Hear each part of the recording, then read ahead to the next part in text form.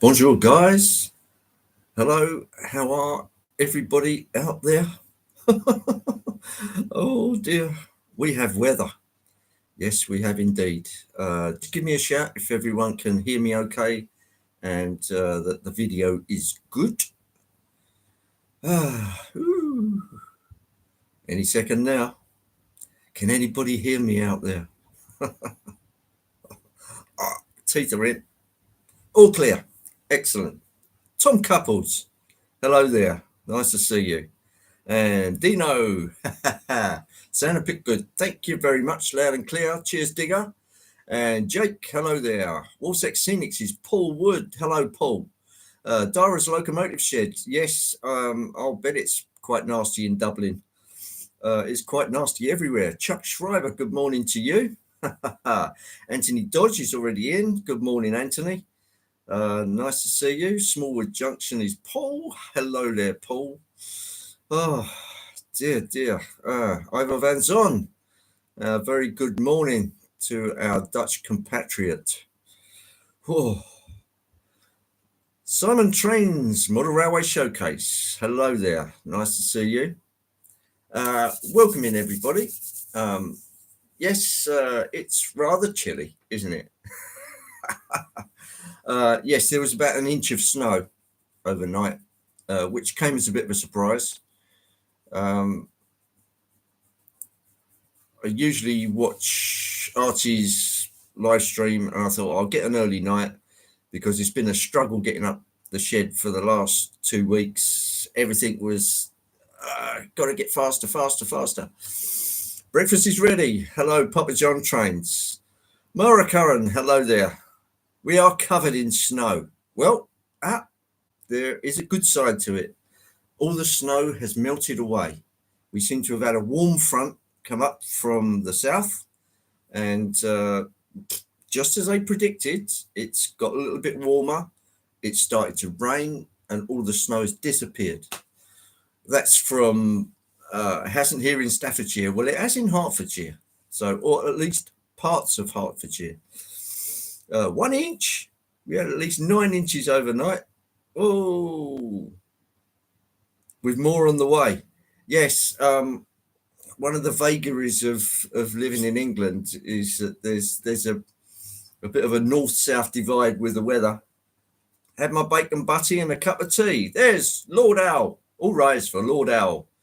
I wish I had a push button here where I could go, and here's Lord Owl. Delft Junction Pete. Hello, Pete. Nice to see you. A big hello to everyone. Yes, indeed. Yeah, that's the best way around it, Al. Otherwise, you could be there on the tippy-tappy all day. John Pitty, hello there. Hope you're okay. Still a bit of snow here, but it's starting to thaw out now. Yes, it has. It has thawed out. So it's just got wet. Tuna Dog with Teeth. Hello, Dwight Curley. They're in. Yes. Farming in the West Pennines is not ideal on days like this. No, I'll bet it's not. You have my sympathies, Digger. You really do. 3 inches at North Wales. So it looks like all of the stack of snow is in the north of the country. So the south seems to be thawing. At least I hope it's that way. 0 degrees in the shed. It's not in this one, matey. I can assure you. I came down here, I put the heater on 2 hours ago. So it's ambient. Good word. Moneybrook Junction Mark, hello there. Nice to see you. That's Mark and Lisa. Oh, hi, Wolf. Oh, yeah, that's Paul. Jake Jowett. Nice warm shed then. Yes. Otherwise, I'd be in the sheepskin now, and you'd be able. All you'd see is a pair of eyes staring out from all of the woolens and the sheepskin.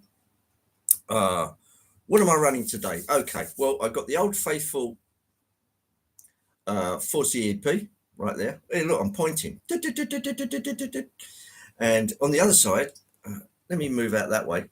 You can just see the distant figure of a 9F, special 9F. This one, it's one of Bachmann's sort of holiday club things, whatever they're called. Yeah, it's like the Loyalty Club. It was one of their specials, and it's Leicester City, I believe. So they did a special paint job on it, so you can just make out all of the copper piping they picked out really nicely, and another copper pipe up there on the boiler. They did the BR Timken yellow wheel hubs on the tender and stuff like that. Really nice model. I don't think I've ever run it on a Sunday. So I thought, as a little treat, I'll pull her out, see if she still works, because she hasn't been out of the box in several years. And I thought, well, okay, let's give her a spin. So that's just what we're going to do. So without much further ado, as everybody says hi and hello to everyone else, Bangor Tube Junction, Carl Braun. Hello, Carl. I hope today finds you not too chilly, although it's pretty nasty out there. And anyone else. Yeah, absolutely. Dave BNSM in scale. 2 degrees Fahrenheit sounds better than -17. Ooh. And -17 Fahrenheit is, yeah, pretty nasty. Pretty nasty. If 32 Fahrenheit is the 0 degrees centigrade, -17 Fahrenheit is, I don't even like to think about it. For those of you that were in Brian's live stream yesterday, great live stream from Brian. Always great to see him.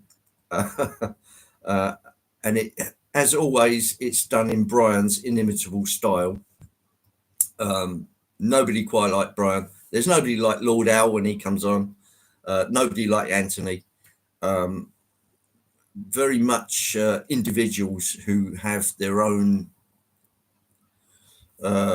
modus operandi. Let's put it that way. Nice to see everybody in. Let's get some trains running. I don't have to reach far for the controls. Here comes 9F. Go, my beauty. A nice slow start. This is the Bachmann version of the 9F. I know Sam's Trains has taken it apart and said, well, yeah, well, it's still running on these old bearings and blah, blah, blah, blah, blah. But it works. It works. And I don't have to hold my breath every time I get it out of the box, put it on the track. I put it on the track. It hasn't worked in, I don't know, 3 or 4 years. Voila, on the track, straight off. Touch wood. Yes. Good, thanks. Hope it's all well with you. Yes. Be right back, getting some coffee. I have preempted Digger. Here is the coffee. This morning's coffee in the big cock mug. Yeah, got to start the day off well with a nice big mug. Cheers, everybody.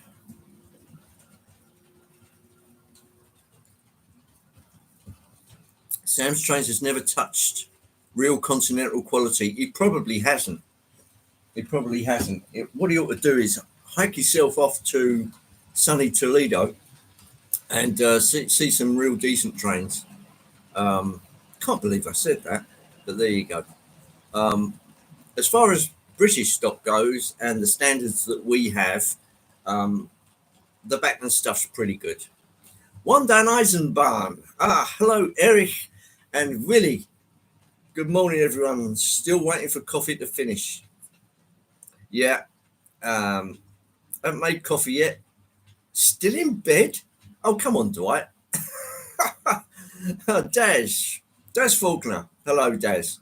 I hope you're not snowed in. It does happen. Right, let's have a little more brisk on the 9F. Let me get out of the way so you can see her come past. Slightly photobombed by the 4 CEP. And there it is. That's a half decent speed. Osmerica Model Railroading. Hello, Artie. I hope today finds you well. Uh, I like Sam a lot, but he did a marketing and was so biased before starting it was not worth watching. Yeah, maybe. It's not really Sam's bag, so he can't really be objective. Get some Cato then. Backman is just a cuss word. It is in the States, but over here, these are two separate companies. You've got Backman Branchline, which is the UK stuff, and then you've got Backman.com, which is America. And there's nothing between the two but air. Probably the same governing company, but they both do things their own separate ways. And the Backman stuff over here is the industry standard that everyone has to beat. That's Acura Scale and Cav Alex. I call it Cav Alex because the two guys that own the company is Cav and Alex. So rather than Cav Alex, it's Cav Alex. And all of the other pretenders to the throne, Hornby, Daypole, and all of the rest, Rapido included, they've got to step up to Backman and beat them. Backman has improved. Yes, they have. But in some respects, they've trodden water as well. Secura Denza, Christopher. The only word I know is sayonara, and I don't want to say goodbye just now, but good afternoon to you, Christopher. I hope you are well. Commonly compare Backman US to 1980s Hornby. Yeah. But they've stepped up, and of course their prices have stepped up as well. Maybe that's a good thing. But if you go back to the old Spectrum Backman that they did, that was pretty good stuff. 5-pole motors, decent bearings, nice and smooth, good gearing, and then really cheap DCC sound decoders. But you can always change them. Yes, and on the other track is the 4C EP. Now I've been playing with this. I took the rear unit completely apart to figure out why on earth the end LED wasn't working. The conclusions I came to were a bit head scratching because they seem to have done all of the lighting in a series circuit. So one doesn't work, they all don't work. So it's joined very much like the Continental with a 2-pin connector between the two rather than pick up from the tracks. So it's all fed from the main loco right the way through the train. And you've got to get the train correct, otherwise some of the lighting doesn't work. Their early Spectrum was laughable. Yeah. But things like the 280, and they did a really good 460 as well.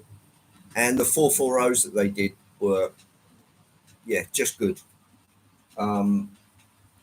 There's good and bad in every company. And even Rapido, that's Rapido UK, they did a real turd. I think it was the J94, something like that. I can't remember what the loco was. It was a tank engine, but boy, oh boy, was it a piece of nasties.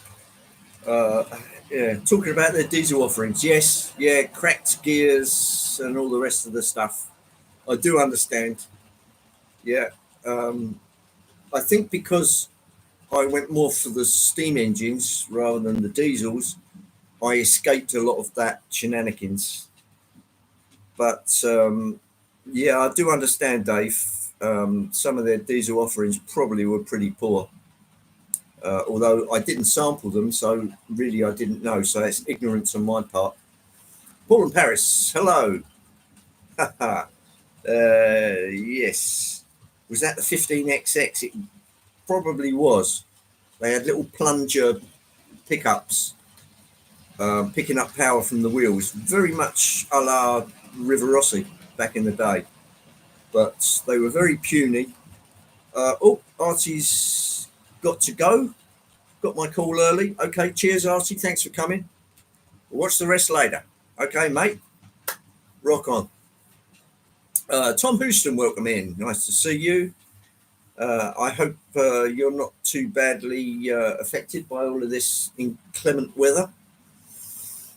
So, yeah, the 4CEP.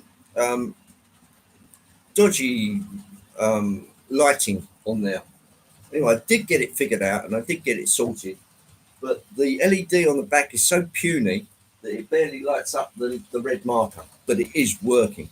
So we'll get that into operation. The other thing I did, I serviced the motor and gearbox. When I took the gearbox, the cover off the gearbox, it was absolutely full of grease. Very much like the old sort of lithium grease that you used to see in the automotive industry. And there was tons of it in there. So I scraped most of it out and made sure everything else was lubricated. 156 Andrew, good afternoon to you. Nice to see you. I hope Scotland isn't under 10 foot of snow, as it's liable to be. Yeah, what is it? The Sucky Hill Street Boot Boys versus the... Yeah, I can't remember what it was now. And we've got James in. Hello, James. Nice to see you. I hope Canada is clement. This Sunday morning it would be for you. I don't know if I said hello, Dino. Dino! Yeah. So there you are. Haven't seen Brian in today. He's probably sleeping off the effects of his live stream yesterday. It's a balmy 2 degrees. Well, it's warmer here. I'd say it's gone up to that centigrade. I'd probably say we're on 8 or 10 degrees centigrade. Andy, wahey! Yeah, so it's pretty grim out there, whichever way you slice it. That's not a 3D printing slice. It's, yeah, just general slice. Do your passenger cars have mail cars? Yes, we did. They used to have mail trains, which were about 3/4 of the size of a coach, but all with lots and lots of opening doors, which were double opening doors, and they just piled all the mail sacks in, and off the whole train went. I'm going back to the 70s. And then they did have, the bags that they used to pick up from the side of the track and let down. There was that kind of stuff as well. And then more recently, we've had diesel multiple units, which are all decked out in red. Boxcar Jerry, good afternoon. Good morning to you. And they were decked out in red and they were full of mail. But apparently they were starting to get a bit old and difficult to maintain. So they've moved all of those aside. And I believe that for mail, they're just going to have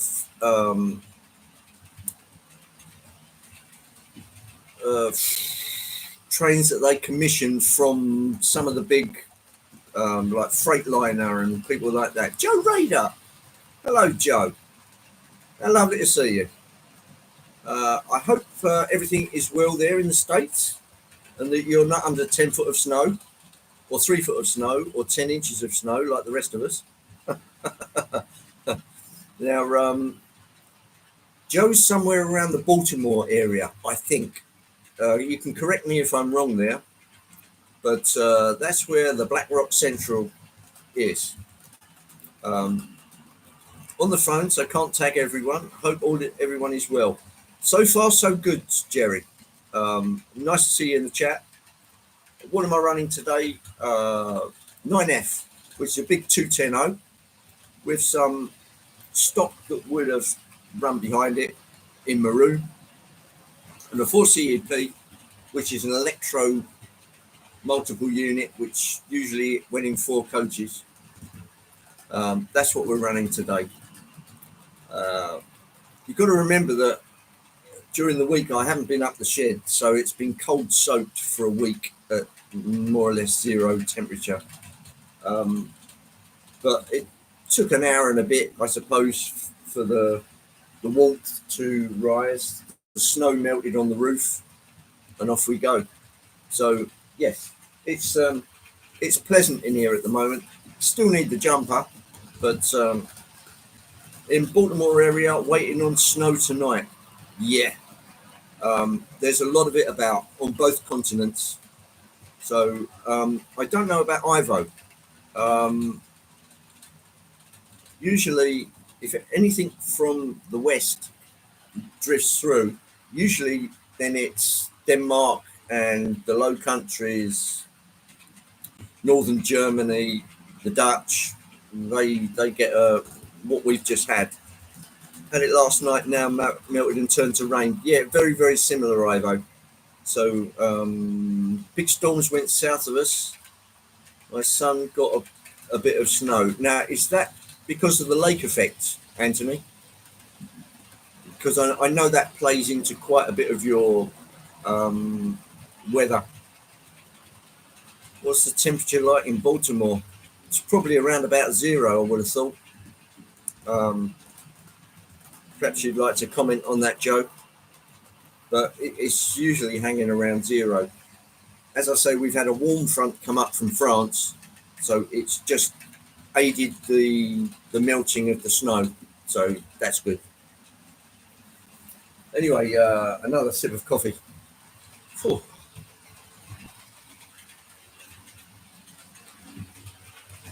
We get the reverse lake effect. Yeah, I remember you saying about that. Pushes things south and north of us rather than intensifies it. Yeah, 22 degrees right now. That's sub-zero. That's what we call sub-zero because we work in Celsius, which is the freezing point of fresh water, whereas Fahrenheit is the freezing point of salty water, seawater.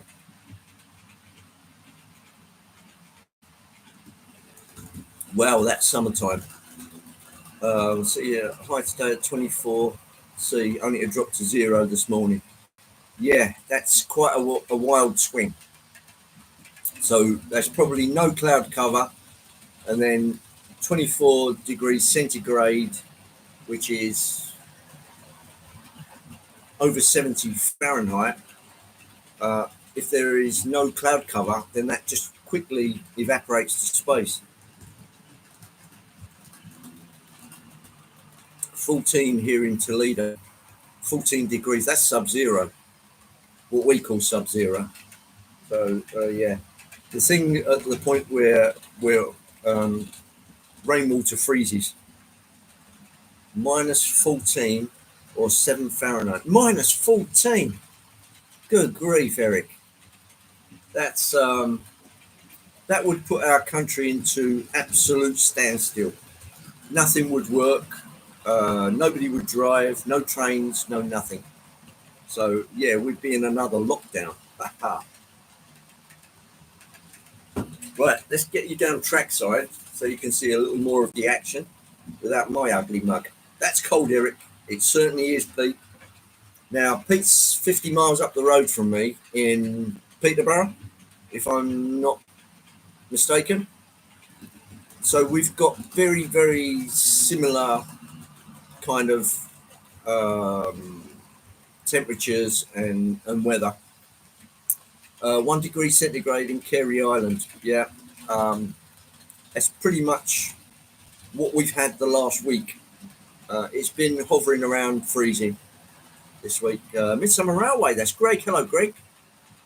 First thing, Mr. Chemo side, called off here. 42 degrees Celsius. Happy days. 42 degrees. 42 degrees for me. That's a bit hot. That's a bit hot. 0 degrees centigrade in the Pennines. Yeah. Why is January much colder than December? Something to do with the rebound effect, I think. Usually we get We get whacked in November, usually first, an inch of snow and everything comes to a standstill. And then December's okay. January's generally okay. And February, we usually cop it. So the worst is yet to come. The February, yeah, as Digger says, the February is the coldest month usually. December, the start of winter. January, February is the heart of winter. Yeah, that's one way of looking at it. A valid point. We used to get to minus 14 in the 18th, 19th. Yeah, yeah, to the point where the Thames froze. And I don't recall that at any time throughout my life, the Thames freezing.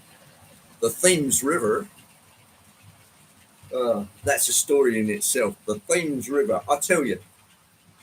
Do you remember when they made a mock-up of the space shuttle, which was a glider? They were using it for gliding tests, and they had it strapped onto the back of a 747.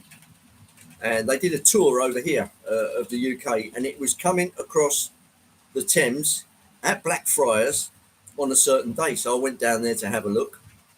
And one of the guys was standing there and he said, can you imagine what the pilots are saying? Because I think it was a couple of minutes late. He said, yeah, they're probably up there in the cockpit saying, now, where the hell's this Thames River? And they're stuck with me all these years. God knows when that was. That was back in the 80s, I think, because I was still on a push bike. I digress. Right, let's get you down on the track. Somebody came in there. It was Tim J.D. Dowd, I think. Hello, Tim. Nice to see you. And March West Junction Andy. I'm trying to keep up. I really am.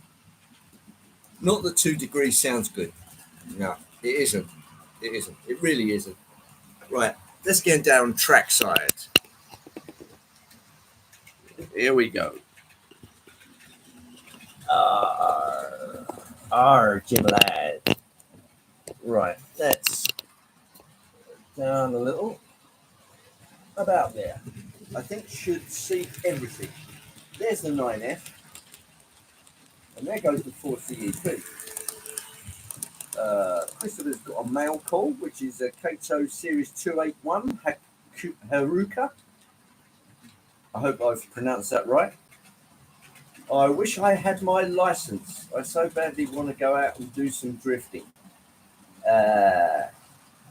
What's the matter with your license then, Jake?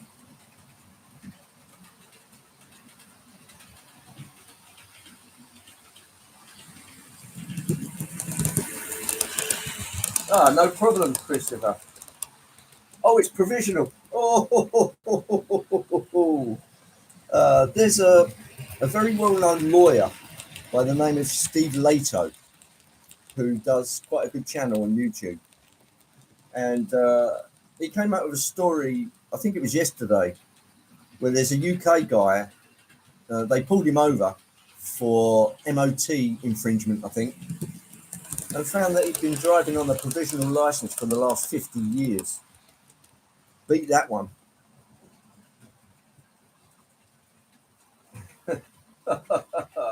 It's a cracker.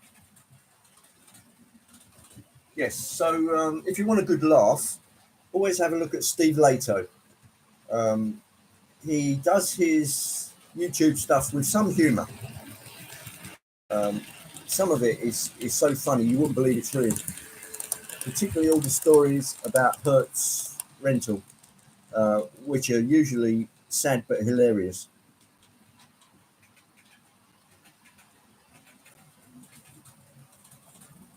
I think I've got to the point where I did enough snow and ice driving. I did enough for the rest of my life, and there is nothing on heaven or earth that would get me driving unless it was an emergency. So this week there's been no mackerel because I just haven't ventured out to the shops.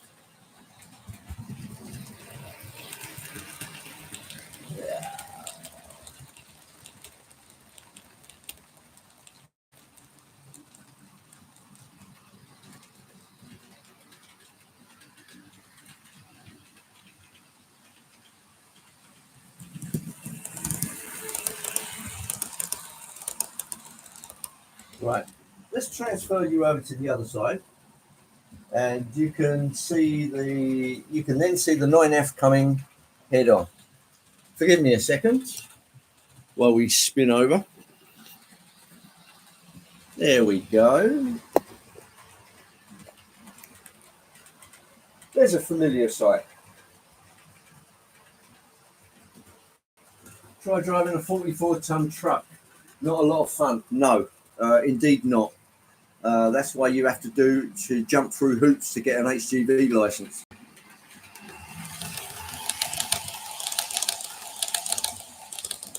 It just took 10 years to get horrible families and exes. Oh dear. Being retired, I don't have to drive when it gets nasty outside. Yeah. I feel the same way, Dave. I'm in a similar situation. So it's just a matter of hunker down.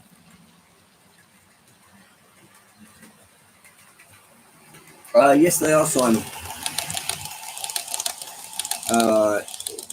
The Jones Goods at the moment is the loco of choice because it's just so damn good.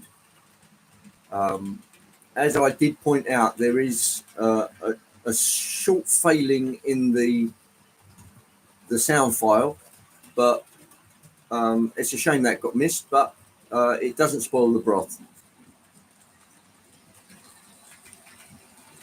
Dwight hasn't left the house in a week. I'm not surprised, matey. I'm really not surprised. If you don't have to go out, don't.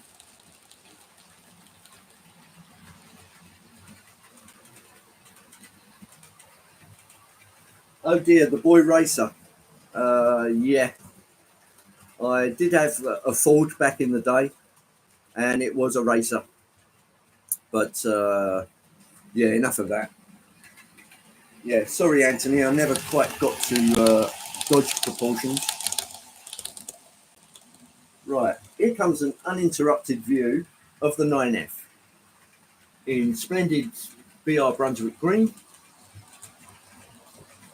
There we go. And that's what she looks like. 92214, City of Leicester, I believe, with some natty cars.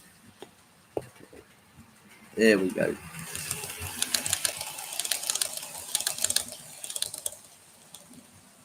How big is the layout?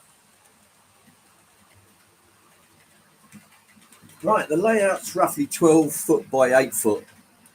It's roughly in a pear shape. So the biggest bends are around that side. And they are,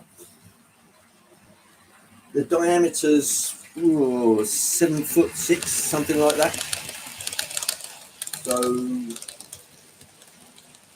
something like a 3.5 foot, over a 3.5 foot radius. So they're very wide curves because I wanted to run American stock. And with the American stuff, some of the Walthers coaches are 25-inch radius or greater. So that set the bar for me. As you can see, that's the true extent of the shed, and this one comes off slightly this way so I could get the station in. I'll do a quick tour for you, John. Carl Stevens, good morning to you. I hope today finds you well. Right, here's a quick look at the railway. Right, we'll start with the station, which is over yonder. Big bridge over there, roughly modelled on the Great Central Railway in the UK.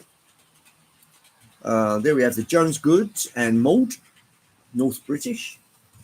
Coming out, signal box, three-way point.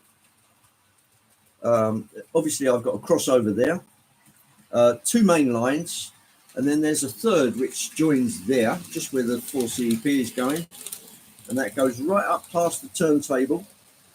This little area here is like a TMD, where I've got a couple of my Americano locomotives, a Network Rail sub hut, and a couple of Lord Owl's lavvies there. Various other personnel and bits and pieces lying around. There's the T&D shed with Anthony's X Mallard in it, which is now working very well. Turntable right over there. Another signal box, and as you can see, 3 lines there, plus the turntable. Let me go around the other way. That's the full extent of that. Control units are here. Gauge master for DC and NCE power cab for DCC. They're controlled by a switch which is just there with a center off. And I can reverse the polarity of the 2 outer, which means I can use the walkabout, which is here, on the outer track or the inner track just by reversing that 1 switch. There's my PC, and here is quite an extensive fiddle yard, shunting yard, type that kind of thing. Working very well because Anthony is not running it. Oh dear, that's not true. Oh, we've got Brian in. Hello, Brian. Or I should say, Brian. The lights are on sequencers. So as you can see, that one will now go red. There are sensors over just ahead of the signal, just in between the trackage there. And back to where we were before at the turntable. So that's pretty much it. Here's the workbench, full of rubbish, as usual, cup of coffee, various files, screwdrivers, you name it, it's all there. Right, back to the plan. Forgive me a minute. Ugh. There we are. Da, da, da, da, da, da. So that's it, John. I hope that gives you the rough idea, but it's roughly 12 foot by 8 foot, which gives a fair size layout. Comparative in the UK, because we don't have the biggest houses and buildings in the world.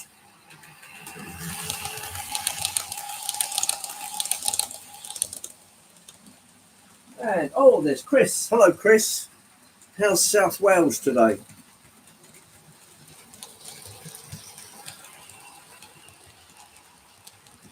And that seems to be working exceedingly well. The reason we're not all deaf in here is because I've used Woodland Scenics underlay under the track, which gives it a certain flexibility. I don't know if you can see that. Yeah, everything is flexible. There is your flexible friend. And I fixed all the ballast down with Copydex, which is it's a rubber compound that's used in the UK. Copydex is mostly used with clothing. It really does stick, and it stays mastic. So there's a certain flexibility and sound deadening in all of these tracks, which means I can run on plywood boards and it doesn't deafen me. Something moved there. Sorry about that.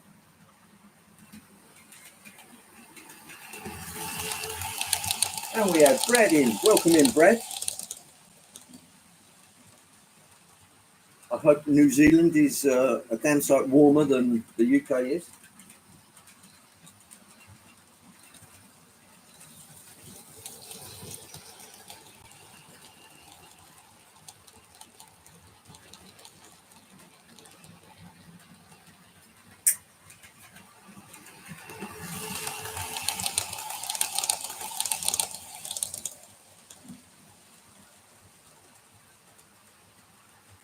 Yeah, Simon, I think Bob Symes was probably right. You would need a tennis court size building if you wanted to do King's Cross properly. And depending on which time you were doing it in, as depending on how complicated the track work would be. Because it used to be very, very complex back in the day.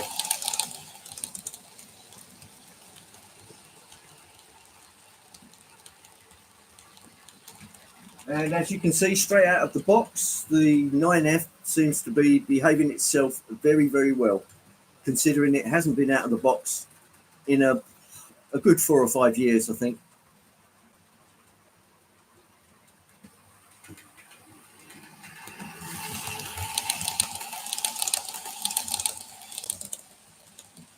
I think even Mr. Waterman is still having to compromise with his latest Watford layout, which he's touting around the country. Very, very difficult to get something truly scale in 00HO kind of size. There always seems to be a compromise. Something has to be left out. Something has to be put in as a stopgap. It's difficult.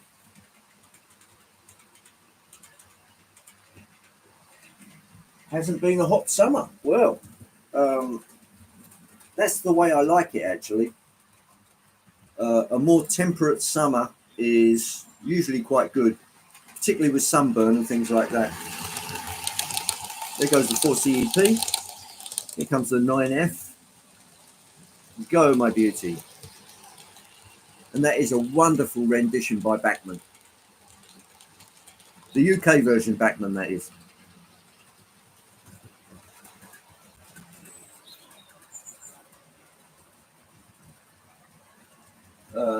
Lyndon. Good afternoon, Lyndon. Years ago, thought of having building Cardiff section, but realised early on that it would need a warehouse. Yeah, you're probably right. From what I understand, Cardiff's no small station either.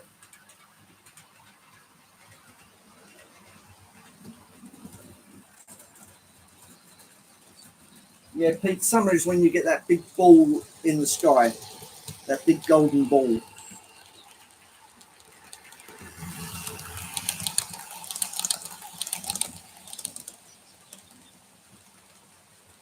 I think with the station I have, I can put in a small HST, like a 4-car HST with the 2 units on the ends, which makes 6 cars, and I can just squeeze it in. Mostly my trains would be 3 or 4 coaches long with a loco, which I suppose is standard train set stuff in the UK. Anything longer than that seems to be, I don't know, bordering on prototypical or potato typical, as I once said. Yes, Anthony's been there, so Anthony would know. I gather Newport Station is probably quite a sizable station as well. There's Clive. Hello, Clive. Saw your latest video this morning. More and more bits. Interesting what you were saying about the wheels, the different sizes between HO00. From what I can recall, it was something like 10.9 millimeters, something like that. They're quite small, they are. I do have some wheels, but nothing on the sort of level that you've got, matey.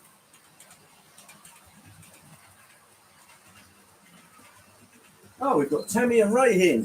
Well, hey. Hello, Tammy and Ray. I hope you're not snowed in like some people are in the chat. If you are, hunker down. The 4CEP in its natty green. Coming the other way is what we term a big bugger, a 9F. It's probably our biggest loco in usual kind of thing. It's the biggest one you'd see on the railway at any one time. Yeah, a good workhorse, designed and built in I think it was the last one that was ever built, which I think was Evening Star, if I'm not much mistaken, which is the same class. It was a 9F. This one Bachmann did as a special. It's got some funky piping on the side of it, which I'll just show you. Right, as it comes around. Lots and lots of copper piping they picked out there really nicely. Nicely blackened wheels and rods. They did a super job on it, Bachmann. Not to be confused with USA Bachmann, which there's nothing between the two companies but air.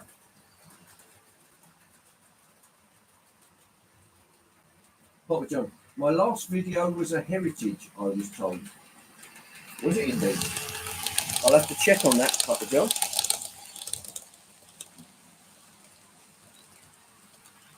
There's nothing wrong with heritage. Half of the members of the stream are what we could class as heritage, me included.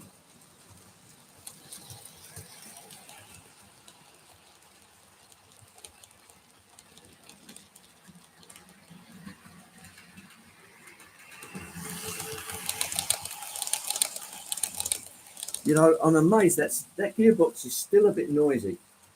I mean, it must have been like that at manufacture, because I've got two other 4CEPs and they make almost no noise at all. So obviously there is some give and take across all the different models, but very, very reliable. I do like my Bachmanns. They do cost a lot of money, but you generally tend to get what you pay for. And if you have any problems, you go to Bachmann and they will sort you out.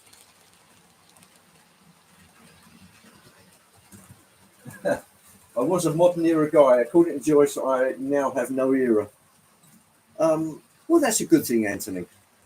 It's always good to stretch your horizons. Depends what it does to your wallet, though.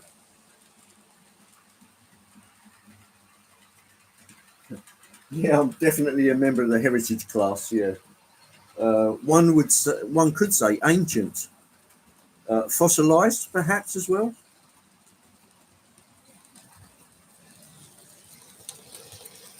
Some say that even Stars at York is not the real one.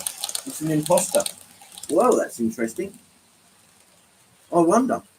Do you know what that is based on, Tim?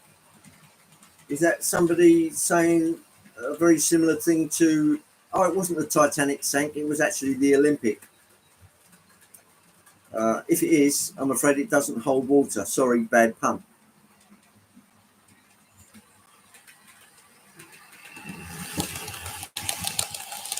That's very kind of you, Pete. If anybody hasn't hit the like button, gentlemen, perhaps you would be kind enough to hit the like button. That's as good a daisy as I can do. Sorry about that. But there is only one daisy.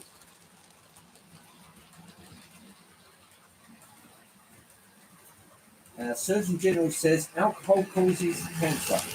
And my trust in government is an all-time low now. Yes, it always pays to be have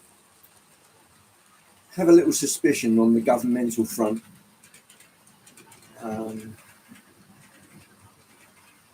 Yeah, sometimes you have to question authority.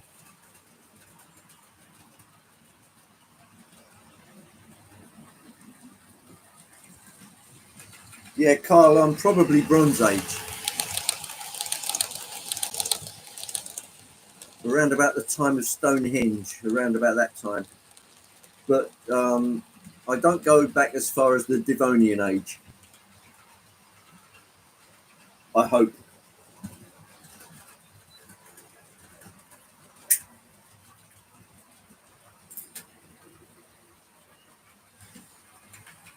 Well, when you think about it, Clive, beer saved the nation at one time when you couldn't actually drink the water. I'm going back to the Middle Ages, of course, but it would be a lot better to drink beer, which had processes rather than well water, which would probably kill you with cholera.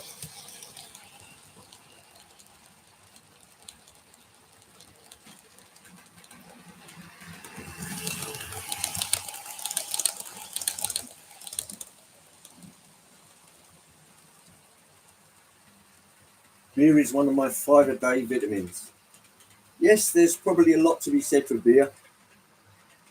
but I can't really take the strong stuff. I mean, that's really eye watering. But there you go.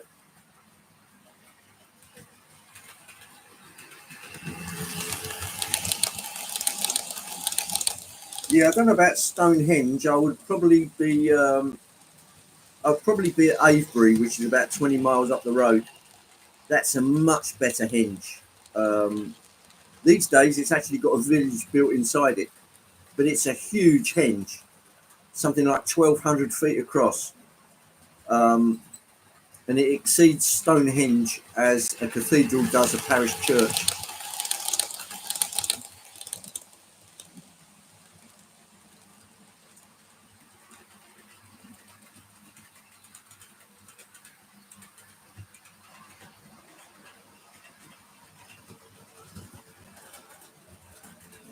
Ah, we have inverted popes. Hello there, nice to see you. Running a 9F today with the appropriate maroon stock and the 4 CEP, which is plying its stuff. Yeah, the light on the back there really doesn't show up too well unless you have the power turned right up and the lights off. I may well have to do something about that with taking the LED off the board and inserting a higher power LED. That would probably do the trick, but it would be marginal gains, and it's a lot of work taking that bloody thing apart.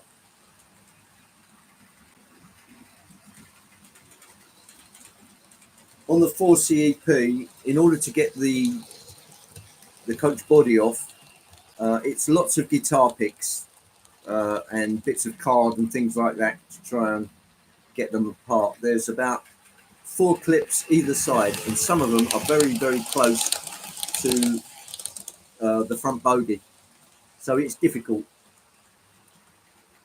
The best idea is to start one end and then work your way along the body. Ah, Ian, 71, Model Eisenbahn TV. Nice to see you.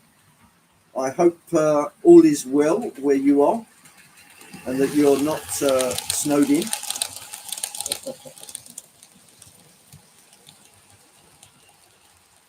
Best stout in the world. Now, what would that be? I think Clive would probably agree with me. If you're going down the Guinness line, the Nigerian import is much more of a stout than the stuff that Guinness are punching out.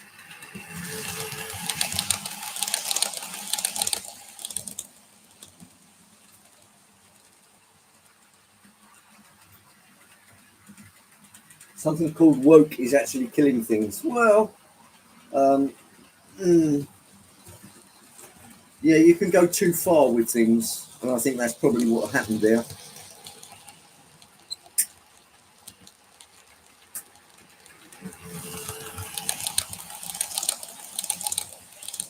The cup of stock coffee is still in operation. Cheers, everybody.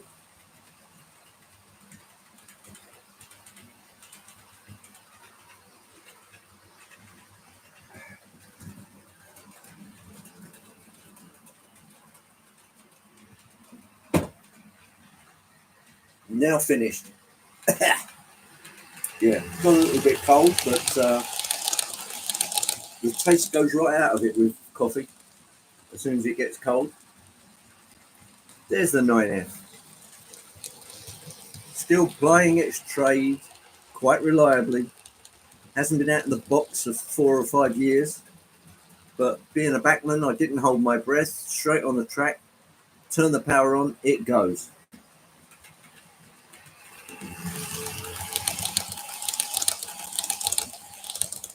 Brian, you're looking right at it. It's right down here.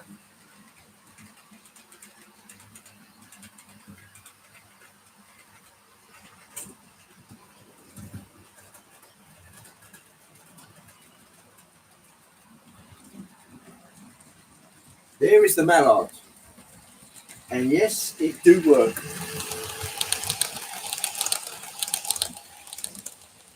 In fact, if you'd like me to prove the point, I will drag her out and give her a run.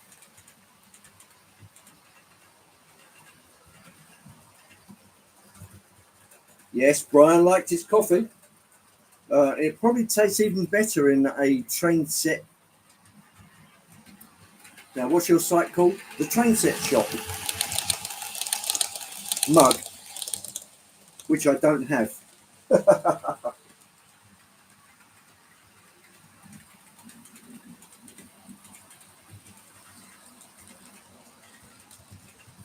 Right, you want to see it run? Okay, Dino. Right, let's. I'll slow down the 4CEP, and that can run off onto the internal line. I'll just set up a suitable. That one. Right, that should go straight in onto the line now. So all I have to do is set up this one. There we go. And it should come right past you any second.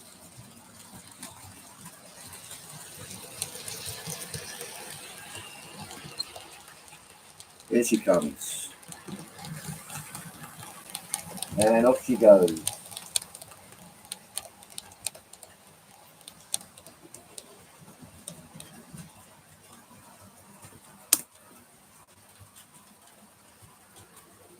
Back to red. Yes, indeed. The signals do work. Right, let me get a bit of control now because I don't want it to hit the buffers.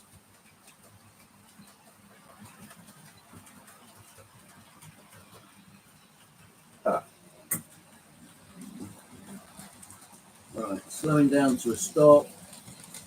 Now, isolated. Right, now we can get out the mallard. We need this one.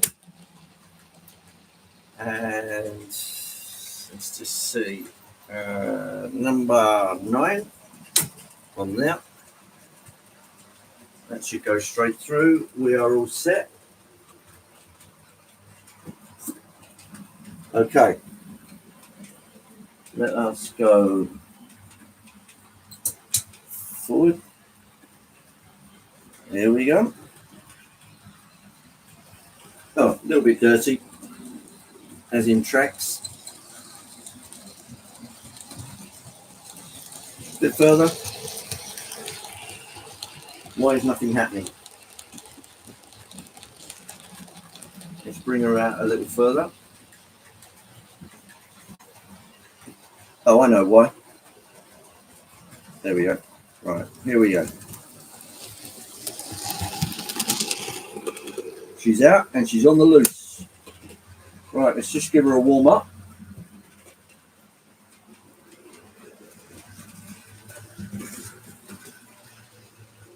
She is now catching the 9F. And here she comes.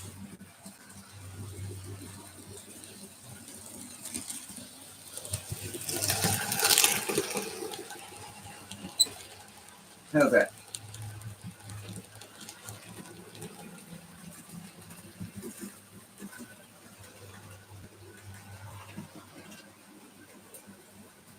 Give her a minute or so to warm up, because again she's been cold soaked in the shed.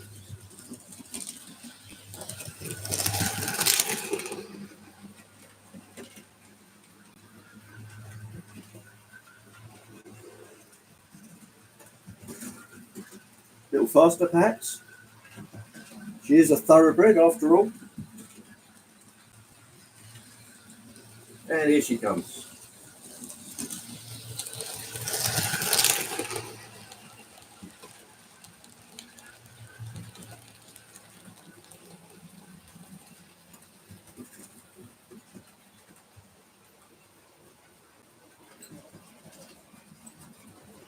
Ah, SG Train World. Hello there. Nice to see you. How's SJ today? Right. Let's get her going at a fair old lick.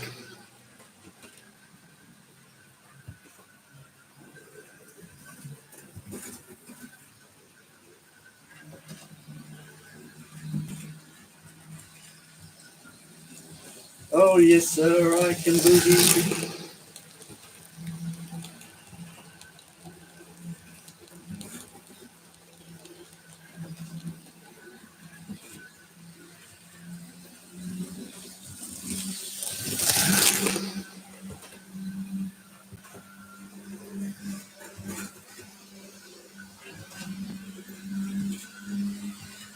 Coming up record speeds now.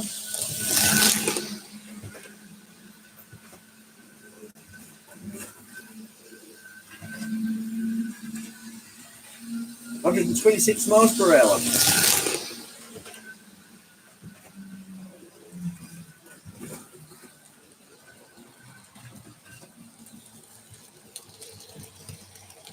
Right, let's calm it down a bit.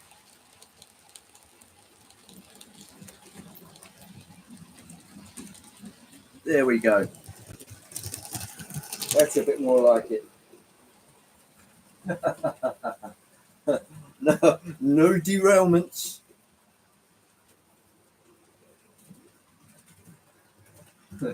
Poor 9F getting lapped all the time. Yeah, well, that was what they were designed to do. Quite small wheels, 5 foot. What were they? 5'7" on the 9F. I think they were 6 footers plus on the Mallard.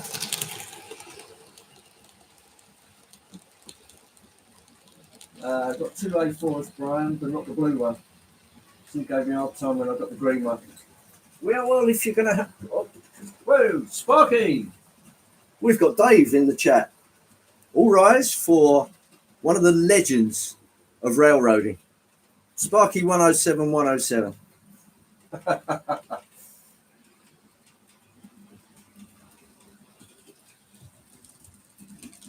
This is the ex-Anthony Dodge Mallard, which I managed to fix up a bit. And this is one of the workhorses of British Railways back in the 60s, the veritable 9F. 9F being 9 freight. So it's a very powerful loco. Fairly small driving wheels. It was designed for freight. This one is in the coloration that would have made it a passenger, being in Brunswick green, which they did actually have for several of their locomotives. Very powerful, and probably the last locomotive that was built by British Railways before they went to diesels.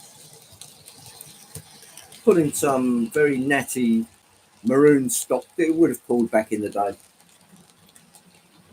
Here comes the Mallard, still behaving herself.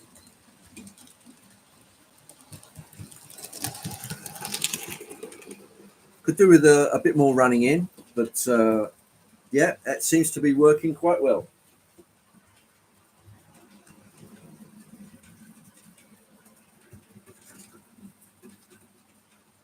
Me fallen and hit my head? No, I don't think so. Dave, I think it was your channel that I picked up on first, strangely enough. And I used to stay up very late on a Wednesday watching your show. That quite turned my head, that did. It was always done with great humour. And I think that's what I liked about it. Your personality came straight across. And it's really quite refreshing, actually. A really good meeting place for like-minded individuals, and it still is to this day. It's just that you've got a much bigger layout these days, but always very engaging, and again a great meeting place for model railroaders.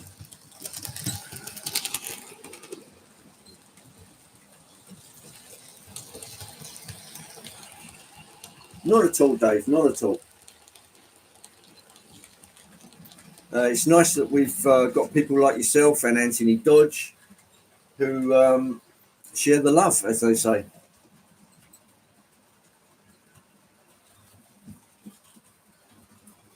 As you can see, the mallard seems to be working quite well. Touch wood. Always worth touching a bit of wood. Yeah, I'd say that's fair. It is possible to DCC the mallards, but the actual chip position would be in the loco itself and not the tender. Well, Dave's off. Okay, thanks for coming in, Dave, BNSF. Always great to see you. I shall be broadcasting at the same time next week. But thanks for stopping in.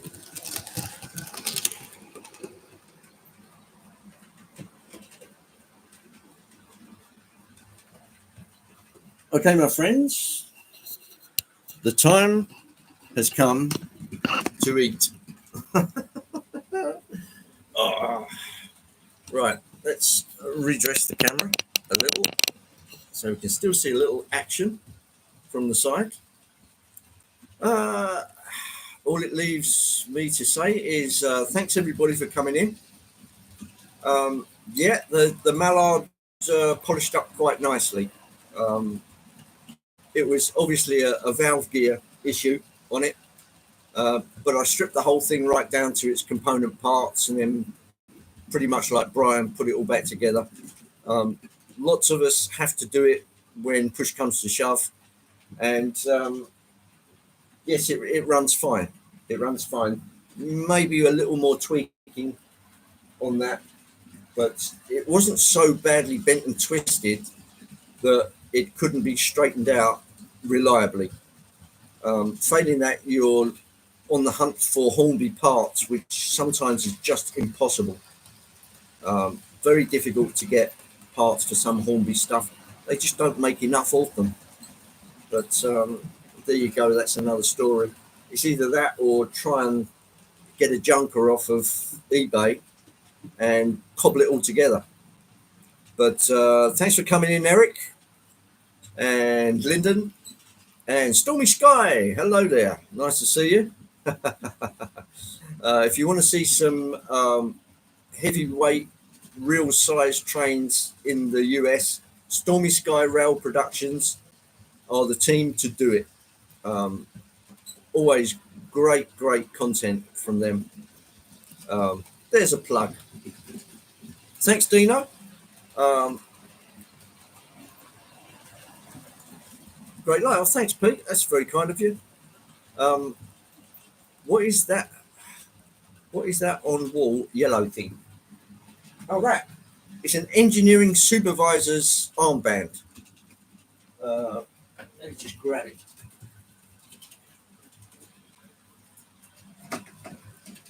It's on a hook. There. So you've got an elasticated armband thing with one of those kind of clasps, and it looks like that. So yeah, engineering supervisor. I don't wear it because I'm not, but there you go. Oh, there's Chazco. Hello there. Sorry, Chaz. I was just about to shut up shop for yet another week. The shed will not be closed down completely because Richard wants to do a little bit of work in the shed on a couple of Battle of Britain class. Evening all. Hello, Monsville. Nice to see you. I'm just about to head out. So let me just pop this back in its rightful position. Oh, there we go. There's a piece of our standard rail up there as well. Very rusty and very heavy. So yeah, it's like nice to have a little bit of railway ephemera dotted around the shed. Lots of us do it. Right down the other end is where all of the business cards and bits and pieces are, up there by the Union Pacific sign. So let me just adjust myself. Adjust yourself.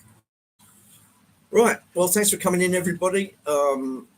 Great job in this inclement weather. thanks very much for coming in and hitting the like button and doing all those kind of nice things.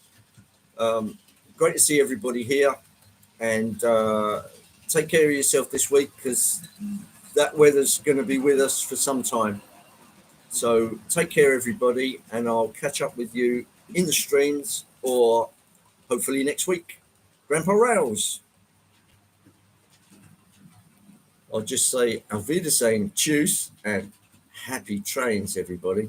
Take care.